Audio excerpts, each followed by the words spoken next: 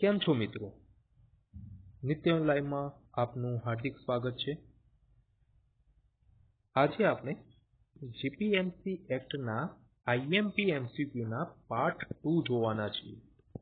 બરોબર? આ પહેલા આપણે પાર્ટ 1 જોયો હતો અને એના પહેલા આપણે આખો એક્ટ જોયો હતો. ઓકે, તો જો તમે તૈયારી કરી દીધી હોય અને આખરી ઓપ આપવાનો હોય તૈયારીનો, અથવા તો તમને મૂલ્યાંકન કરવાનું હોય, તો તમે આ સિરીઝ સાથે જોડાઈ શકો છો, જેની અંદર આપણે જીપીએમસી એક્ટના આઈએમપી એમસીક્યુ સોલ્વ કરવાના છીએ. બરોબર? ધીમે ધીમે કરીને આખા જે તમારું એક્ટ છે દરેકના એમસીક્યુ આપણે સોલ્વ કરી દઈશું, પણ એના માટે તમારે અમારી સાથે જોડાયેલા રહેવું પડશે. ઓકે, પાર્ટ 1 જોયો ન હોય તો આ વિડીયો પછી તમે પાર્ટ 1 જોઈ શકો છો. અત્યારે પાર્ટ 2 જોઈ લઈએ આપણે. બરોબર? જો તમે એક્ટ પણ જોયો ન હોય, બરોબર, અમે આખો જે જીપીએમસી એક્ટ જે છે એ આપણે પૂરો કર્યો છે. ઓકે, સરળ ભાષામાં તમને પીરસવાનો પ્રયત્ન કર્યો છે અને જે આઈએમપી ટોપિક છે એ આપણે ચલાવ્યા છે.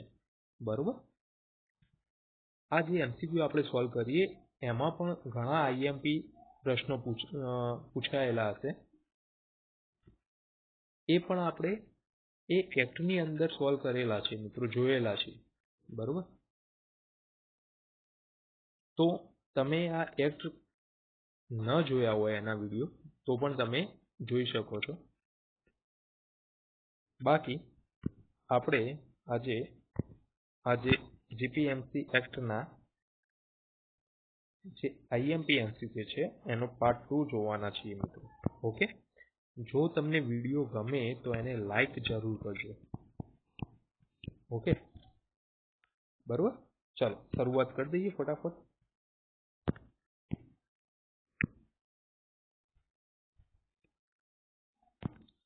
સૌથી પહેલો પ્રશ્ન છે મિત્રો, જીપીએમસી એક્ટ 1949ની કલમ 4 મુજબ આ એક્ટનો અમલ કરવા કયા સત્તા મંડળોની રચના કરવામાં આવી છે? તો આ એક્ટનો અમલ કરવા માટે કયા સત્તા મંડળોની રચના કરી છે? તો કે કોર્પોરેશન અને સ્ટેન્ડિંગ કમિટી, આ આપણે જોયું હતું. મ્યુનિસિપલ કમિશનરની પણ રચના કરવામાં આવી છે અને ટ્રાન્સપોર્ટ કમિટી અને ટ્રાન્સપોર્ટ મેનેજર, મતલબ કે અહીંયા તમારો ડી જવાબ સાચો આપેલા તમામ. ઓકે, આ આપણે એક્ટની અંદર જોઈ ગયા હતા. આઈએમપી પ્રશ્ન છે મિત્રો, યાદ રાખજો. પ્રાથમિક શિક્ષણના સંદર્ભમાં કોર્પોરેશન પર લાદવામાં આવેલી ફરજો કયા કાયદા મુજબ બજાવવામાં આવે છે? તો એનો સાચો જવાબ આવશે મિત્રો બોમ્બે પ્રાઇમરી એજ્યુકેશન એક્ટ 1949 અંતર્ગત. ઓકે, ચાલો આગળનો પ્રશ્ન જોઈએ.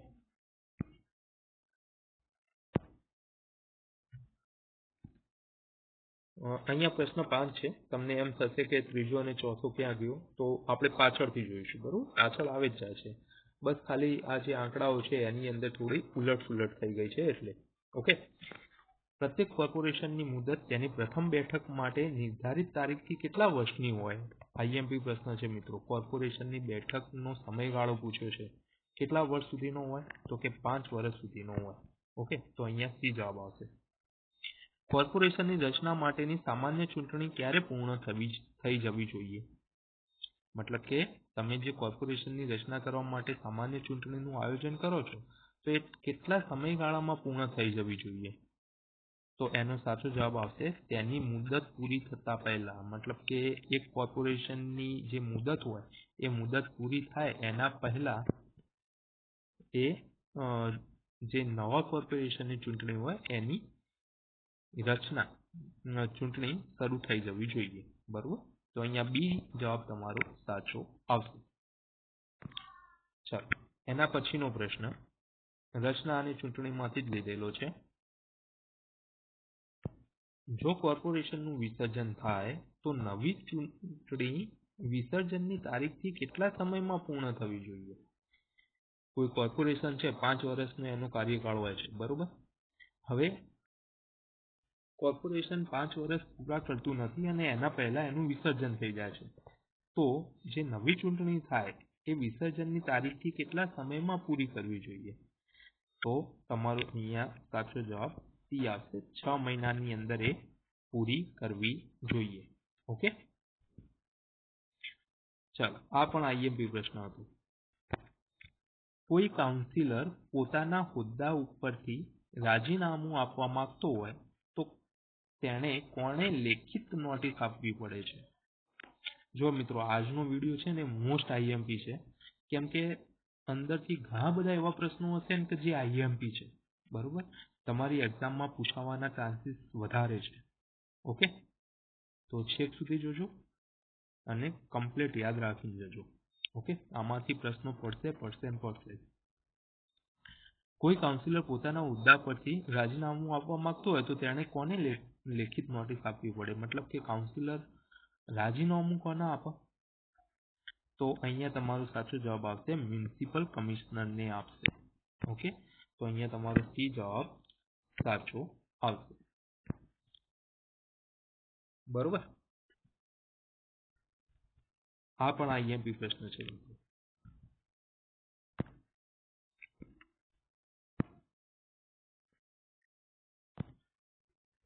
એના ઉપરથી એ પણ યાદ રાખજો કે કાઉન્સિલર એમનું રાજીનામું જે છે મ્યુનિસિપલ કમિશનરને આપે છે, નહીં કે તેમના અધ્યક્ષને. બરોબર, કુદરતી આફતો કે રમખાણોને કારણે સમયસર ચૂંટણી ન યોજી શકાય તો રાજ્ય સરકાર કોર્પોરેશનનો વહીવટ ચલાવવા માટે કોની નિમણૂક કરે? મતલબ કે અમુક એવા કારણોસર કોર્પોરેશનની ચૂંટણી યોજાતી નથી, પરંતુ એટલા સમયગાળા પૂરતું કોઈ તો વહીવટ કરવા વાળું હોવું જોઈએ. તો રાજ્ય સરકાર એના માટે કોની નિમણૂક કરશે? તો અહીંયા તમારો સાચો જવાબ આવશે મિત્રો, એડમિનિસ્ટ્રેટરની નિમણૂક કરશે, મતલબ કે વહીવટદારની નિમણૂક કરશે. ઓકે, ચાલો. મતદારોની યાદી કોના દ્વારા તૈયાર થયેલી ચૂંટણી યાદી સમાન જ હોય છે? જે મતદારોની યાદી હોય એ ગુજરાત વિધાનસભાની જે મતદારોની યાદી હોય એના જેવી જ હોય, એના સમાન જ હોય. એના માટે કોઈ અલગ કોઈ મતદારોની યાદી હોતી નથી. બરોબર, તો અહીંયા બી જવાબ તમારો સાચો આવશે. ચાલો ફરીથી આગળ. કાઉન્સિલર તરીકે ઉમેદવારી નોંધાવવા માટે છેલ્લી તારીખે ઉમેદવારની ઓછામાં ઓછી કેટલી ઉંમર હોવી જોઈએ? આઈએમપી પ્રશ્ન છે મિત્રો. જો તમારે કાઉન્સિલર બનવું હોય તો ઓછામાં ઓછી કેટલી વય મર્યાદા હોવી જોઈએ એમ પૂછે છે. તો અહીંયા તમારો બી જવાબ સાચો આવશે, 21 વર્ષ તો હોવા જ જોઈએ. બરોબર, બી જવાબ તમારો સાચો આવશે. એના પછી, જો કોઈ વિસર્જિત કોર્પોરેશનનો બાકીનો સમયગાળો કેટલા મહિના કરતા ઓછો હોય તો નવી ચૂંટણી યોજવી જરૂરી નથી. આ પણ આઈએમપી છે. મતલબ કે કોઈ કોર્પોરેશનનું વિસર્જન થાય છે, બરોબર, પરંતુ એનો જે 5 વર્ષનો જે સમયગાળો હતો એની અંદરથી કેટલો સમયગાળો બાકી હોય તો ફરીથી ચૂંટણી કરવાની જરૂર નથી એમ પૂછ્યું છે. તો કેટલા મહિના બાકી હોય? 6 મહિના બાકી હોય. ઓકે, મતલબ કે કોઈ કોર્પોરેશનનો 5 વર્ષનો સમયગાળો હોય પરંતુ 6 મહિના પહેલા એ વિસર્જન થઈ જાય છે. બરોબર, અને અહીંયા 6 મહિનાનો સમયગાળો બાકી છે અથવા તો એનાથી ઓછો સમયગાળો બાકી છે, તો એના માટે ફરીથી ચૂંટણી કરવાની જરૂર નથી. બરોબર, એમ પૂછ્યું છે. તો આ પણ તમારા માટે આઈએમપી પ્રશ્ન છે. ચાલો આગળ જોઈએ. કોર્પોરેશનમાં સીધી ચૂંટણી દ્વારા ભરવાની કુલ બેઠકોમાંથી મહિલાઓ માટે કેટલી બેઠકો અનામત રાખવામાં આવે છે? જો ત્રીજો પ્રશ્ન છે કે હવે આવ્યો. ઓકે, તમે પ્રશ્નો ન જોતા મિત્રો, મતલબ કે પ્રશ્નોના નંબર ના જોતા, પ્રશ્નો તો જોવાના જ છે. બરોબર, પ્રશ્નોના નંબર ન જોતા એ તમે પ્રશ્નો કેવા પૂછ્યા છે એ જોજો. બરોબર, અને એ કેટલા ઇમ્પોર્ટન્ટ છે એ જોવાના છે. ઓકે, તો મહિલાઓ માટે કેટલી બેઠકો અનામત રાખવામાં આવી છે? તો બને ત્યાં સુધી અડધા ભાગની, મતલબ કે 50% જેટલી અનામત રાખવામાં આવેલી છે. કોર્પોરેશનમાં પછાત વર્ગો માટે કેટલી બેઠકો અનામત રાખવામાં આવે છે? પછાત વર્ગ માટે કેટલી બેઠકો અનામત હોય છે બેકવર્ડ ક્લાસ માટે? તો એમાં આવશે કુલ બેઠકોના 1/10, મતલબ કે 10% જેટલી બેઠકો અનામત રાખવામાં આવે છે. ઓકે, ચલો. મહિલાઓ માટે 50% અને પછાત વર્ગો માટે 10%. યાદ રહેશે? ઓકે, ચાલો આગળનો પ્રશ્ન જોઈએ. પછાત વર્ગો એટલે કયા વર્ગ? હમણાં આપણે જોઈ ગયા કે પછાત વર્ગો માટે 10% જેટલી બેઠક અનામત રાખવામાં આવે છે, પરંતુ પછાત વર્ગો એટલે કેવા વર્ગો? તો એનો પણ અંદર વ્યાખ્યા આપેલી છે.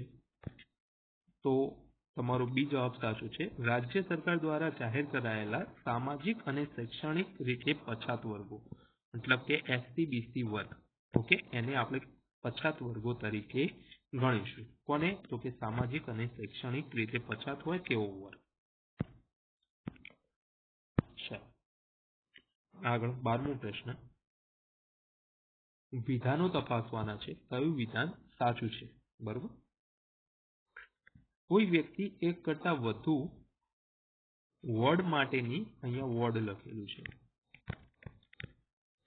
કોઈ વ્યક્તિ એક કરતા વધુ વોર્ડ માટેની મતદાર યાદીમાં નામ નોંધાવી શકતી નથી. બિલકુલ સાચું છે. બરોબર. એક કરતા વધુ વોર્ડ માટે મતદાર યાદીમાં નામ ન નોંધાવી શકે. વહીવટદારને ચૂકવવામાં આવતું મહેનતાણું મ્યુનિસિપલ ફંડમાંથી અપાય છે. વહીવટદાર એટલે જે ગુજરાત સરકાર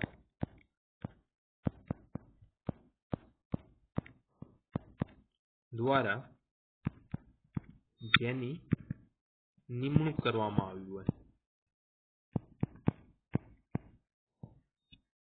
બરોબર, એના આપણે વહીવટદાર કહીશું.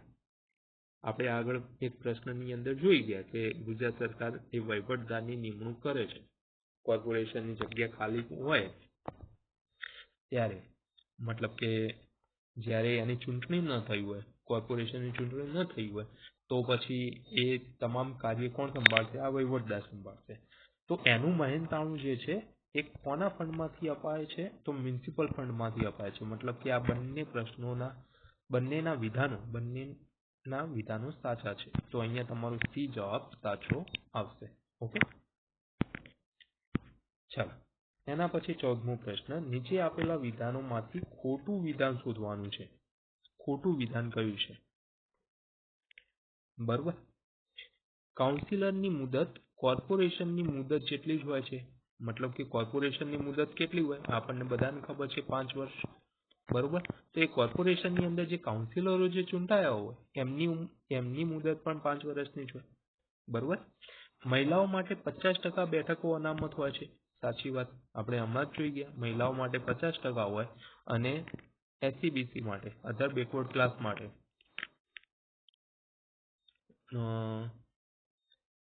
કેટલી હોય? 10% હોય. બરોબર. અનુસૂચિત જાતિ અને માટે બેઠકો વસ્તીના પ્રમાણમાં અનામત હોય છે. મતલબ કે અનુસૂચિત જાતિ માટે કેટલી બેઠકો હોય? તો વસ્તીના પ્રમાણમાં એના અનામત રાખવામાં આવી છે. એ પણ વિધાન સાચું છે. તો વિધાન ડી શું છે? તો કે કાઉન્સિલર રાજીનામું મેયરને જ આપે છે. તો આ વિધાન ખોટું છે. કાઉન્સિલર એનું રાજીનામું કોને આપશે? આ આપણે પહેલા જોઈ ગયા મિત્રો. કોને આપશે? તો કે મ્યુનિસિપલ કમિશનરને. બરોબર.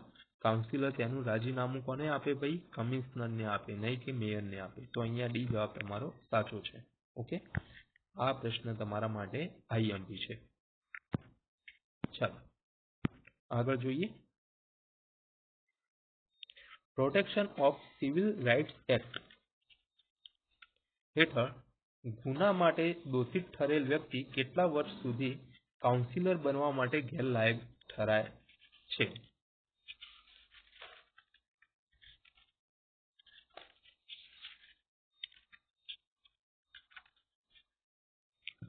ચલો,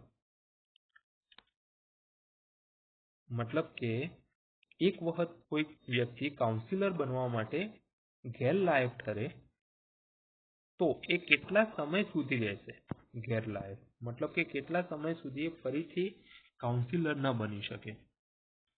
અથવા તો એમાં ભાગ ના લઈ શકે એની ચૂંટણીમાં, તો તમારો જવાબ આવશે સી, 5 વર્ષ સુધી એ ના બની શકે. આઈએમપી પ્રશ્ન છે મિત્રો. નૈતિક અધપતનના ગુનામાં ઓછામાં ઓછી કેટલી જેલની સજા થઈ હોય તો વ્યક્તિ ગેરલાયક ઠરે? બરોબર, તો કેટલી સજા થઈ હોય તો કે 6 મહિનાથી વધુ થઈ હોય તો વ્યક્તિને ગેરલાયક ઠરાવવામાં આવે છે. ઓકે, આ બધા પ્રશ્નો કાઉન્સિલરની ગેરલાયકાતો પર છે મિત્રો. ઓકે, કમિશનર દ્વારા નોટિસ આપ્યા પછી કેટલા સમયની અંદર કોર્પોરેશનની બાકી રકમ ન ચૂકવનાર વ્યક્તિ કાઉન્સિલર તરીકે ગેરલાયક ઠરે? મતલબ કે કોઈ કાઉન્સિલર એવા છે કે જેને લેણું બાકી છે સરકારનું, બરોબર, સરકાર જોડેથી કોઈ પૈસા લેણા બાકી હોય. હવે કમિશનરે એમને નોટિસ આપી હોય તેમ છતાં એ પૈસા ભરતા નથી, તો એ કેટલા સમયગાળા સુધી પૈસા ન ભરે તો એ પછી કાઉન્સિલર તરીકે યોગ્ય રહેતા નથી, એમ પૂછ્યું છે. તો અહીંયા તમારો સી જવાબ આવશે મિત્રો. 3 મહિનાની અંદર એમનો પૈસા ભરી દેવા જોઈએ. બરોબર, જો એ 3 મહિનાની અંદર પૈસા ભરતા નથી તો એ કાઉન્સિલર તરીકે ગણાશે નહીં. બરોબર, આઈએમપી પ્રશ્ન છે, યાદ રાખજો. ચાલો, ગુજરાત લોકલ ઓથોરિટીઝ એક્ટ મુજબ કેટલી સંખ્યા કરતાં વધુ બાળકો ધરાવતી વ્યક્તિ કાઉન્સિલર બનવા માટે ગેરલાયક ગણાય? તો અહીંયા તમારો જવાબ આવશે 2 થી વધુ બાળકો જે હશે તો એ કાઉન્સિલર બની શકે નહીં. ઓકે, આગળનો પ્રશ્ન જોઈએ. 2005ના કાયદા મુજબ જો દંપતીને એક બાળક હોય અને બીજી ડિલિવરીમાં જોડિયા બાળકો જન્મે તો તેને ગેરલાયક ગણાશે. તો આ વિધાન સાચું છે કે ખોટું છે એમ પૂછ્યું છે.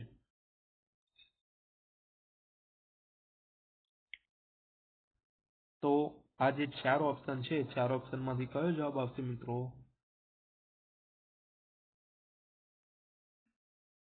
ઓકે, ચલો, અહીંયા તમારો જવાબ આવશે ના. એક જ ડિલિવરીમાં જન્મેલા બાળકને એક જ અસ્તિત્વ છે એમ મનાય છે. બરોબર, જો આપણે આગળ વાત કરી ગયા કે 2 બાળકો હોવા જોઈએ. બરોબર, હવે કોઈ કાઉન્સિલર જે છે એને પહેલી ડિલિવરીમાં એક બાળક આવે છે અને બીજી ડિલિવરીની અંદર 2 બાળકો જોડવા આવે છે, તો આ એક્ટ એને કેવી રીતે ગણે છે? તો કે આ પણ એક બાળક અને આ જે જોડવા આવ્યા છે એને પણ એક બાળક તરીકે જ ગણે છે. આનો મતલબ એ થાય છે. બરોબર, તો અહીંયા બી જવાબ તમારો સાચો આવશે. નીચેનામાંથી કઈ બાબતમાં હિત ધરાવતો કાઉન્સિલર ગેરલાયક ઠરતો નથી? કાઉન્સિલર કઈ બાબતની અંદર હિત ધરાવતો હોય તો ગેરલાયક ઠરતો નથી? જો કાઉન્સિલર મ્યુનિસિપલ પેન્શન મેળવતો હોય તો એ ગેરલાયક ઠરતો નથી. સાચી વાત છે. કાઉન્સિલરની માલિકીના મકાનમાં ભાડુઆત હોય, મતલબ કે કોર્પોરેશનની કોઈ માલિકીનું કોઈ મકાન હોય અને એમાં એ કાઉન્સિલર ભાડુઆત હોય તો એ પણ સાચું. અખબારમાં જાહેરાત છાપતો હોય એ પણ સાચું, તો એ ગેરલાયક ઠરતો નથી. મતલબ કે તમારો ડી જવાબ સાચો આવશે. ઓકે, આ 3 ઓપ્શન જે છે એમાંથી કોઈ પણ કામ કોઈ કાઉન્સિલર કરે છે તો એ ગેરલાયક ઠરાવવામાં આવતો નથી. બરોબર, ચાલો આગળનો પ્રશ્ન જોઈએ. કોઈ કાઉન્સિલર કોર્પોરેશનને પ્રસંગોપાત કોઈ વસ્તુ વેચે તો 1 વર્ષમાં તે રકમ વધુમાં વધુ કેટલી હોવી જોઈએ કે જેથી તે ગેરલાયક ન ઠરે? મતલબ કે કોઈ કાઉન્સિલર કોર્પોરેશનને કોઈ વસ્તુ વેચે છે તો એની વધુમાં વધુ કેટલી કિંમત હોવી જોઈએ? તો અહીંયા તમારો જવાબ આવશે સી, 2000 રૂપિયા. ઓકે, આઈએમપી પ્રશ્ન છે, યાદ રાખજો, 2000 રૂપિયા. કોઈ કાઉન્સિલર કોર્પોરેશનને પ્રસંગોપાત કોઈ વસ્તુ ભાડે આપે તો 1 વર્ષમાં તેની મર્યાદા કેટલી હોવી જોઈએ? કોર્પોરેશનને કોઈ વસ્તુ ભાડે આપે છે, આની અંદર શું હતું, કોર્પોરેશનનો વસ્તુ વેચે છે, આમાં શું છે, ભાડે આપે છે, તો એક વર્ષની અંદર એની મર્યાદા કેટલી હોવી જોઈએ, તો 500 રૂપિયા હોવા જોઈએ. બરોબર, બી જવાબ તમારો સાચો આવશે. ઓકે, ચાલો આગળ જોઈએ. કાઉન્સિલર પોતાના ઘરે કઈ સેનેટરી સુવિધા ન ધરાવતો હોય તો તે ગેરલાયક ઠરે. તો એના ઘરે શું હોવું જોઈએ, વોટર ક્લોઝેટ અથવા તો પ્રીવી અથવા તો શૌચાલયની સુવિધા હોવી જ જોઈએ, તો એ ગેરલાયક નહીં ઠરાય. બરોબર. કાઉન્સિલર કોર્પોરેશનની બેઠકમાંથી મંજૂરી વિના સતત કેટલા મહિના ગેરહાજર રહે તો તેનો હોદ્દો ખાલી ગણાય. મોસ્ટ આઈએમપી પ્રશ્ન છે.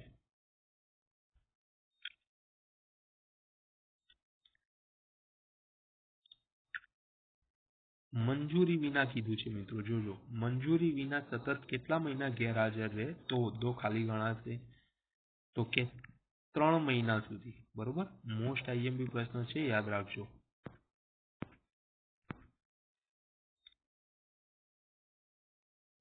ચાલો હવે આગળનો પ્રશ્ન છે, પ્રશ્ન નંબર 26.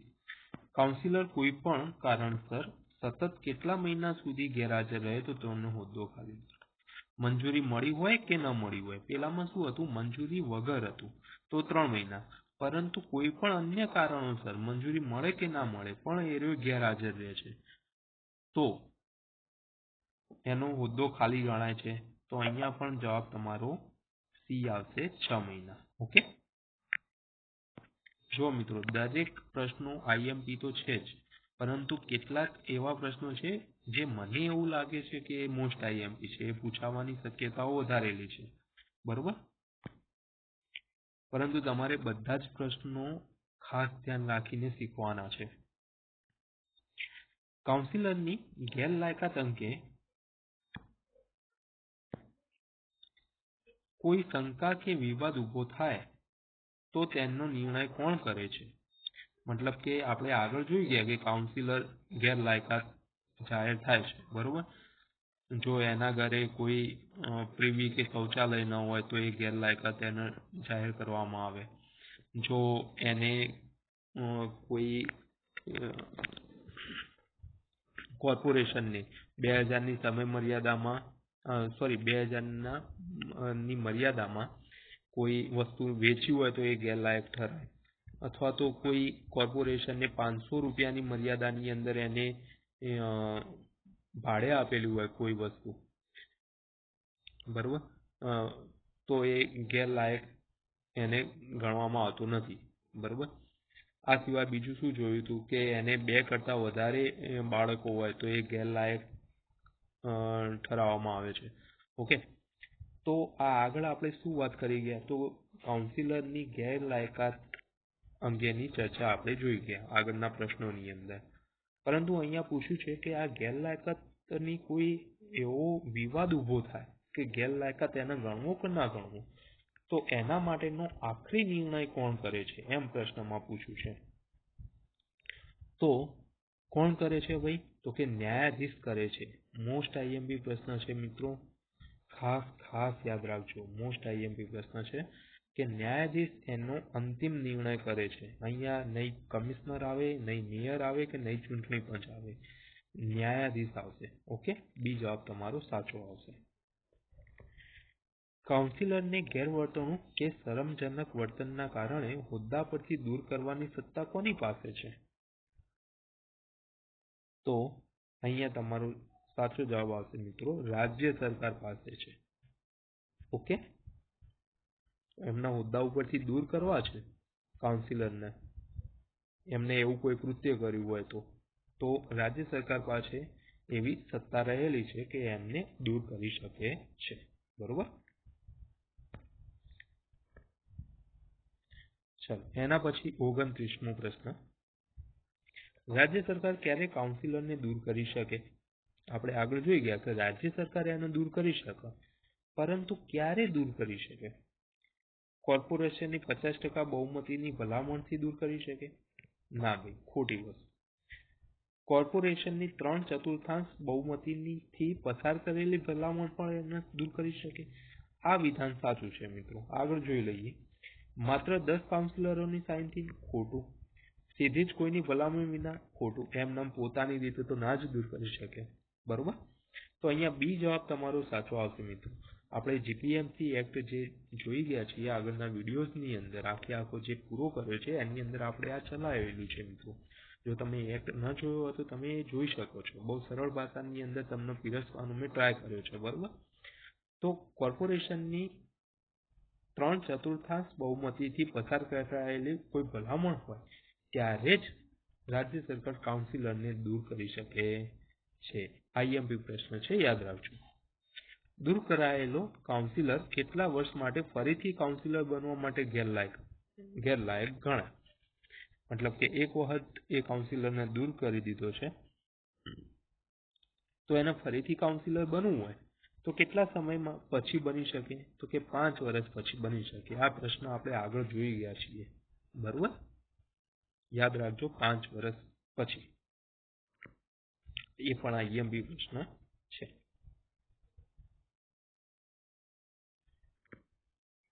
ચાલો, આગળનો પ્રશ્ન છે ખોટું વિધાન શોધો.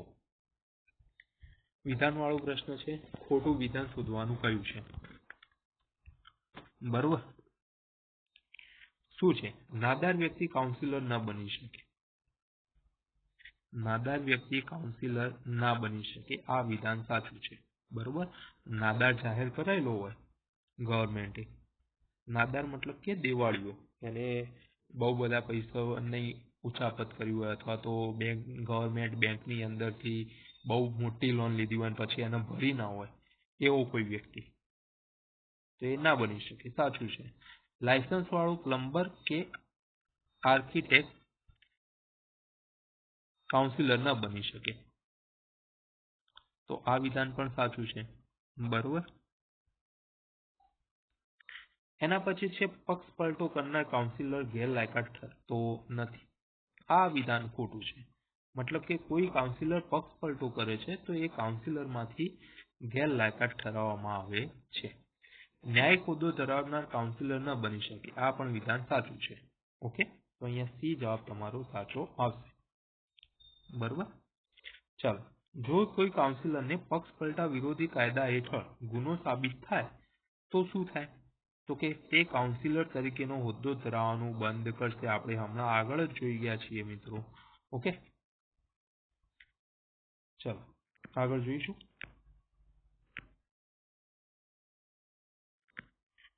કોર્પોરેશનની તમામ ચૂંટણીઓનું સંચાલન કોણ કરે છે? કોર્પોરેશનની તમામ ચૂંટણીઓનું સંચાલન કોણ કરે છે? કેન્દ્રીય ચૂંટણી પંચ. ખોટી વસ્તુ. કેન્દ્રીય ચૂંટણી પંચ કોની ચૂંટણી કરશે? તો કે વિધાનસભાની. બરોબર. આ સિવાય લોકસભાની, આ સિવાય રાષ્ટ્રપતિની. બરોબર.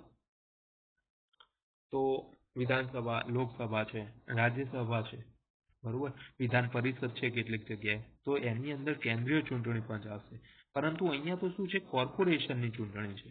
તો એના માટે કોણ હોય? તો કે રાજ્ય ચૂંટણી આયોગ હોય. ઓકે, તો અહીંયા તમારો સાચો જવાબ બી આવશે. બરોબર. પ્રાસંગિક ખાલી બેઠક ઊભી થાય તો કેટલા સમયની અંદર પેટા ચૂંટણી યોજવી પડે? કેટલીક વખત અમુક પ્રસંગોપાત કોઈ ખાલી જગ્યા ઊભી થાય છે, ખાલી બેઠક ઊભી થાય છે, તો એના કેટલા સમયની અંદર પેટા ચૂંટણી યોજવી પડે? તો કયો જવાબ આવશે મિત્રો? 6 મહિનાની અંદર એના પેટા ચૂંટણી યોજવી પડે. તો અહીંયા તમારો સાચો જવાબ આવશે સી, 6 મહિનાની અંદર. ઓકે, આ પણ તમારા માટે આઈએમપી છે.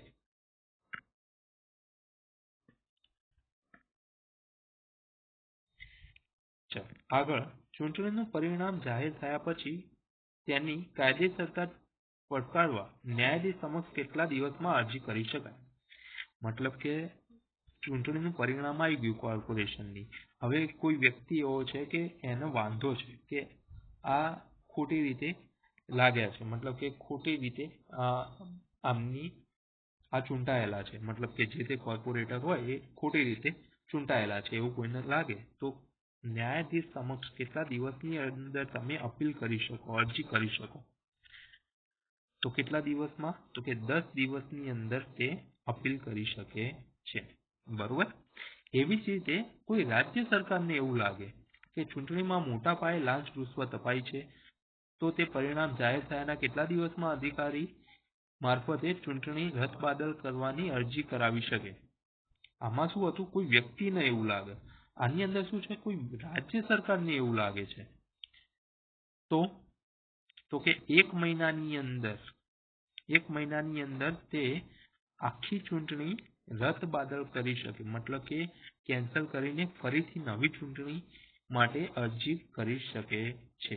ઓકે, તો અહીંયા રાજ્ય સરકાર માટે સી 1 મહિનાની અંદરનો જવાબ આવશે. તો આ બંને તમારા માટે આઈએમપી છે.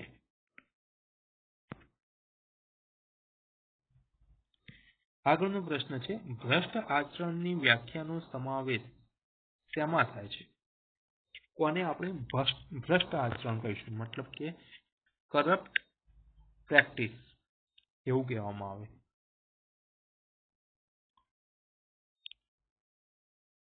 ઓપ્શન વાંચીશું. મતદાનને લાંચ કે ભેટ આપવી, હા એના આપણે ભ્રષ્ટ કહીશું.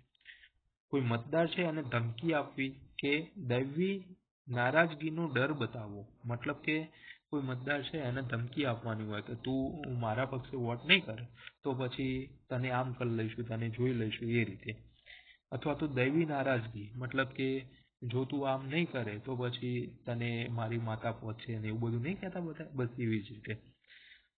તો એ રીતે ડર બતાવો તો એ પણ ભ્રષ્ટ આચરણ ની વ્યાખ્યામાં આવે છે. કાલ્પનિક કે મૃત વ્યક્તિના નામે મતદાન કરવું, તો આ પણ ભ્રષ્ટ જ કહેવાય છે, બરોબર. કોઈ વ્યક્તિ મરી ગયું છે તો પછી એનું મતદાન કેવી રીતે થઈ શકે? ઓકે, તો અહીંયા તમારો સાચો જવાબ આવશે ડી, આપેલ તમામ. ઓકે, જો ચૂંટણી નિષ્ફળ જાય અથવા રદબાતલ થશે તો શું થાય? મતલબ કે કોઈ ચૂંટણી આખી નિષ્ફળ જાય છે અથવા તો એને કેન્સલ કરી દેવામાં આવે છે તો શું થઈ જાય? કોર્પોરેશન વિખરાઈ જાય, રાજ્ય ચૂંટણી આયોગ નવી ચૂંટણી યોજવા માટે બીજો દિવસ નક્કી કરે, જૂના સભ્યો જ ચાલુ રહે છે, વહીવટદાર નિમાય છે, શું થાય? તો અહીંયા તમારો સાચો જવાબ આવશે રાજ્ય ચૂંટણી આયોગ નવી ચૂંટણી યોજવા માટે બીજો દિવસ નક્કી કરે છે. એક ચૂંટણી યોજવામાં જો નિષ્ફળ જાય તો બીજી ચૂંટણી માટે રાજ્ય ચૂંટણી આયોગ એની દિવસ નક્કી કરે છે. ઓકે, આની અંદર પૂછ્યું છે ચૂંટણી નિષ્ફળ જાય, બરોબર. જો ચૂંટણી નિષ્ફળ ગઈ હોય તો પછી કોર્પોરેશન હશે જ નહીં, તો આ તો જવાબ જ ના આવે, બરોબર. પ્રશ્ન જ ઉઠતો નથી. જૂના સભ્યો જ ચાલુ રહે, જૂના સભ્યો હવે એનું જે કાર્યકાળ છે પૂરો થઈ જવાનો હોય પછી જ બીજી ચૂંટણી કરવાની હોય, તો આ પણ પ્રશ્ન ઉઠતો નથી. વહીવટદાર નિમાય, હવે ચૂંટણીની વાત ચાલુ છે તો પછી વહીવટદાર નિમાવાની પણ જરૂર નથી. ઓકે, તો અહીંયા બી જવાબ તમારો સાચો આવશે. ઓકે, વહીવટદાર ક્યારે નિમાય? જ્યારે કોઈ એવા સંજોગો ઊભા થાય કે જે રાજ્ય સરકાર જે છે, રાજ્ય ચૂંટણી આયોગ જે છે એ ચૂંટણી કરવા માટે યોગ્ય ન હોય, મતલબ કે ચૂંટણી ન કરાવી શકતી હોય, તો એવા કોઈ પ્રસંગોપાત ઉત્પન્ન થાય ત્યારે વહીવટદારની નિમણૂક થાય છે. આની અંદર તો શું છે, ચૂંટણી નિષ્ફળ જાય છે તો પછી શું થાય, તો કે ફરીથી ચૂંટણી કરવાની હોય, બરોબર. તો બીજો દિવસ નક્કી થાય, તો બી જવાબ તમારો સાચો આવે. ઓકે,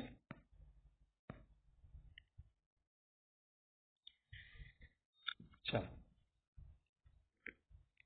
આગળનો પ્રશ્ન, મ્યુનિસિપલ કોર્પોરેશનની ચૂંટણીમાં મત આપવો એ લાયક મતદાર માટે શું છે? મત આપવો એ લાયક મતદાર માટે શું છે?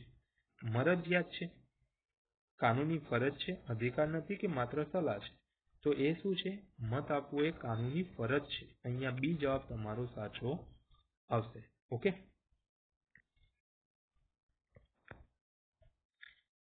જો ચૂંટણી મતદાર કોઈ ઉમેદવારને મત આપવા ન માંગતો હોય તો તેના માટે કયો વિકલ્પ ઉપલબ્ધ છે?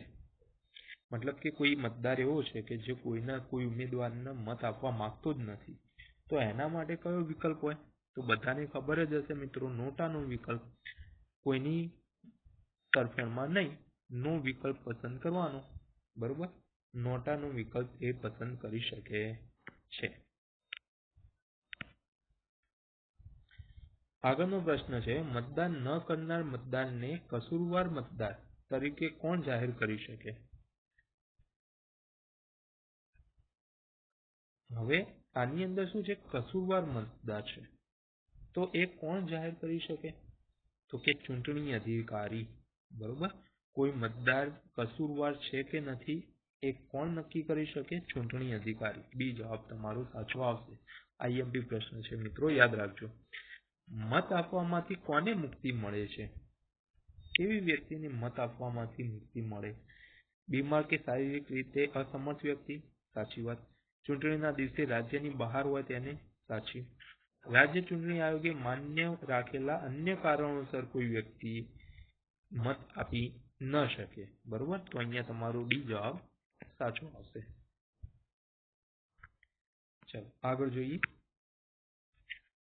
ચૂંટણી અધિકારીની નોટિસ મળ્યા પછી મતદારે કેટલા સમયમાં પોતાનો જવાબ રજૂ કરવાનો હોય છે? હવે જો આપણે આગળ ચર્ચા કરી ગયા કે ચૂંટણી અધિકારી એ મતદારને ગેરવ્યાજબી ઠરાવી શકે. એમાં ચૂંટણી અધિકારી આવશે મિત્રો, રાજ્ય સરકાર કે કોર્પોરેશન કે કમિશનર કે એવું નહીં આવે. ચૂંટણી અધિકારી મતદારને ગેરલાયક ઠરાવી શકે. પણ અહીંયા પૂછ્યું છે કે એની નોટિસ મળે તો મતદારે કેટલા સમયમાં એનો જવાબ આપવો પડે? તો અહીંયા જવાબ આવશે સી. 1 મહિનાની અંદર મતદારે એનો જવાબ આપવો પડે. બરોબર. કસૂરવાર મતદાર જાહેર કરવાના આદેશ સામે ક્યાં અપીલ કરી શકાય? હવે ચૂંટણી અધિકારી જે છે એ કોઈ મતદારને કસૂરવાર જાહેર કરે છે અને તમે એ મતદાર જે છે એ એનાથી સેટિસ્ફાઈડ નથી, તો એ કોને અપીલ કરી શકે? તો કે એપેલેટ ઓફિસર. મતલબ કે અપીલ કરી શકાય એવા કોઈ ઓફિસરની નિમણૂક કર્યું હોય રાજ્ય સરકાર દ્વારા, એના સામે તે અપીલ કરી શકે છે. ઓકે, ચાલો. મોસ્ટ આઈએમપી પ્રશ્ન આવ્યો છે એના પછીનો. કોર્પોરેશનમાં મેયરની મુદત કેટલા સમયની હોય છે મિત્રો? આ તો બધાને આવડવો જ જોઈએ. 2.5 વર્ષની હોય છે. ઓકે, તો બી જવાબ તમારો સાચો આવશે. પહેલા 5 વર્ષની હતી, એના પછી 2.5 વર્ષ કરી નાખી છે. કયા સુધારાથી 2.5 વર્ષ કરી છે એ તમારે કમેન્ટમાં જણાવવાનું છે. બરોબર. ડેપ્યુટી મેયરની મુદત કેટલા સમયની હોય છે? તો કે એ પણ 2.5 વર્ષની હોય છે. બરોબર, તો અહીંયા મેયર અને ડેપ્યુટી મેયર એ બંનેની જે મુદત જે છે એ રહીએ 2.5 વર્ષની રાખવામાં આવી છે. બરોબર, ખાસ યાદ રાખજો. એના પછી વિધાન તપાસવાનું છે, સાચું છે ખોટું છે, કયા સાચા છે એ બધું. ચલો. નિવૃત્ત થતા મેયર કે ડેપ્યુટી મેયર પુનઃ ચૂંટણી માટે લાયક ગણાય છે. આ વિધાન સાચું છે. મતલબ કે કોઈ મેયર કે ડેપ્યુટી મેયર નિવૃત્ત થઈ જાય છે તો ફરીથી પાછું એ ચૂંટણીમાં ચૂંટાઈ શકે છે. એની કોઈ વય મર્યાદા હોતી નથી. બરોબર. એના કારણે થઈને તમે જોજો જે ચૂંટણીની જે કોર્પોરેશનની ચૂંટણી હોય છે તો એમાં શું હોય છે, તો જે મોટા મોટા માણસો હોય, જે મોટા મોટા ઉંમરની અંદર મોટા થઈ ગયા હોય એવા વ્યક્તિઓ હોય છે. જોયું તમે? બરોબર. ઘરડા થઈ ગયા હોય તે પણ ચૂંટણીની અંદર ભાગ લેતા હોય છે અને જીતીને આવતા હોય છે. બરોબર. બીજું છે ડેપ્યુટી મેયર પોતાનું રાજીનામું મેયરને આપે છે, મેયર પોતાનું રાજીનામું કોર્પોરેશનને આપે છે. આ વિધાન પણ સાચું છે મિત્રો, અને આ વિધાનને આઈએમપી પણ છે. બરોબર. મેયર તેનું રાજીનામું કોને આપે છે? તો કોઈ કોર્પોરેશનને આપે છે. અને ડેપ્યુટી મેયર તેનું રાજીનામું કોને આપે? તો કે મેયરને આપે. આમાંથી એક અલગથી પણ પ્રશ્ન પૂછાઈ શકે છે, યાદ રાખજો, આઈએમપી છે. બરોબર. તો અહીંયા તમારા બંને જવાબો સાચા છે. સી જવાબ તમારો સાચો આવશે. ચલો 49. મેયર માટે વાર્ષિક સત્કાર ભર્યું કોના દ્વારા મંજૂર કરવામાં આવે છે? સત્કાર ભથ્થું. મેયર માટે વાર્ષિક સત્કાર ભથ્થું કોના દ્વારા મંજૂર કરવામાં આવે છે? તો અહીંયા તમારો સાચો જવાબ આવશે મિત્રો, કોર્પોરેશન દ્વારા નક્કી કરવામાં આવે છે. ખોટું વિધાન શોધવાનું કહ્યું છે. બરોબર. મેયરનો હોદ્દો પણ એસસી, એસટી અને મહિલાઓ માટે રોટેશન મુજબ અનામત રખાય છે. આ વિધાન સાચું છે મિત્રો. બરોબર. મેયરના હોદ્દા માટે પણ એસસી, એસટી અને મહિલાઓ માટે અનામતની સીટો ફાળવવાની હોય છે. ઓકે. એના પછી છે મેયરની ચૂંટણી કાઉન્સિલરોમાંથી જ થાય છે. આ વિધાન પણ સાચું છે. ક્યારે થાય? તો જ્યારે કોર્પોરેશનની ચૂંટણી થાય એના પછી કોર્પોરેશનની પહેલી બેઠક મળે ત્યાંથી કોર્પોરેશનના 5 વર્ષ સુધી ગણાય.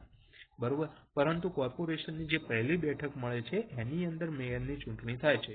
તો કાઉન્સિલરો શું કરે? પોતાનામાંથી કોઈ એક વ્યક્તિને મેયર તરીકે ચૂંટે છે. બરોબર. માનદ વેતન કે ભથ્થું મેળવનાર કાઉન્સિલર ગેરલાયક ઠરી જાય છે. આ વિધાન ખોટું છે. બરોબર. કાઉન્સિલરને એનું માનદ વેતન અથવા તો ભથ્થું આપવામાં આવે છે. ડેપ્યુટી મેયર ગમે ત્યારે રાજીનામું આપી શકે છે. આ વિધાન સાચું છે મિત્રો. તો અહીંયા તમારો સી જવાબ સાચો આવશે. ઓકે. ચાલો એના પછી જોડકા જોડવાનું કહ્યું છે. આ બાજુ કારણ છે, આ બાજુ મર્યાદા અને સમય છે. બરોબર. મંજૂરી વિના ગેરહાજરી. મંજૂરી વિના ગેરહાજરી. તો કેટલા સમય માટે મંજૂરી વિના ગેરહાજર રહે તો એ જે કાઉન્સિલર છે એને ગેરલાયકાત ગણવામાં આવે છે. તો કે 3 મહિના સુધી. બરોબર. વસ્તુઓનું વાર્ષિક જોડાણ છૂટ. તો વાર્ષિક વેચાણ છૂટ તો 2000 રૂપિયા. બરોબર. આપણે આગળ જોઈ ગયા. ખાલી બેઠક ભરવાનો સમય 6 મહિના સુધી જ હોય છે. બરોબર. 6 મહિનાની અંદર એની ચૂંટણી થઈ જવી જોઈએ અને બેઠક ભરાઈ જવી જોઈએ. મતલબ કે ઝેડમાં 3 આવે એટલે આ 3 ખોટા અને એ સાચું. બરોબર. તો 33માં એ જવાબ આવશે. ચાલો, થેન્ક યુ સો મચ મિત્રો. અહીંયા સુધી મારી સાથે જોડાવા બદલ. નિત્યમ લાઈવ સાથે જોડાયેલા રહેજો. આવી જ રીતે આપણે આ એમસીક્યુ સિરીઝ આખી પૂરી કરવાના છીએ. ધીમે ધીમે કરીને આખો એક્ટ આપણે પૂર્ણ કરીશું અને આવી જ રીતે આઈએમપી પ્રશ્નો લેતા આવીશું તમારા માટે. આ સાથે જે પંચાયતની તૈયારી કરતા મારા મિત્રો એમના માટે પણ ટૂંક સમયની અંદર એક નવી સિરીઝ શરૂ કરવા જઈ રહ્યા છીએ. ફક્ત તમારે શું કરવાનું છે? નિત્યમ લાઈવની જે ચેનલ છે એને સબસ્ક્રાઇબ કરવાની છે. અમારી સાથે જોડાયેલા રહેવાનું છે. ઓકે. વિડીયો કેવો લાગે જરૂર જણાવજો અને લાઈક જરૂર કરી દેજો. ઓકે. અને તમારા મિત્ર વર્તુળની અંદર શેર જરૂર કરજો. ઓકે. તો ચાલો ફરીથી મળીશું. Thank you.